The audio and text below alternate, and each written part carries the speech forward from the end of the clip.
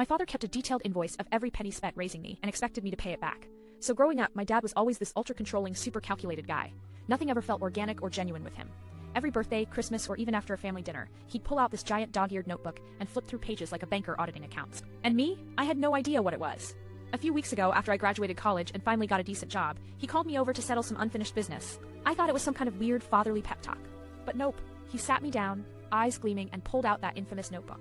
What I saw made my jaw drop. It was a detailed ledger, every expense he ever put into raising Neff, from diapers, baby formula, school supplies, braces, yeah, my crooked teeth nightmare, food, clothes, textbooks, tuition, even down to like a quarter for a candy bar I'd begged for at the grocery store when I was 9.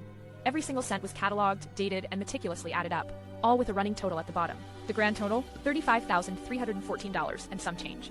He said, "Dead serious, you owe me this. You're an adult now.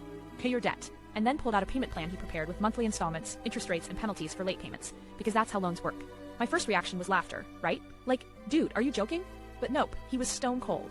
I told him it was insane, and that I already paid him in the form of surviving his suffocating, emotionally abusive parenting, if not more. I told him no one does this. It's not normal, and maybe he needs therapy.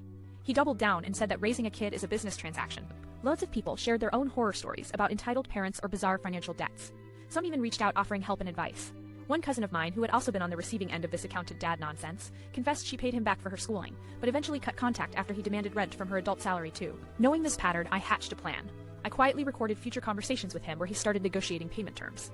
Then I wrote this long, scathing letter detailing every moment where he'd used money as emotional blackmail, pulling me out of sports or arts because I was too expensive, getting mad at me for having friends over wasting food, calling me lazy for wanting to pursue art school instead of something practical. I sent the letter and recordings to my dad's boss at his job. He's a mid-level manager at a small company, anonymously at first, just mentioning his disturbing behavior reflecting poorly on his character. Suddenly, Dad got a lot less interest in that ledger and a lot less energy to guilt-trip me about money.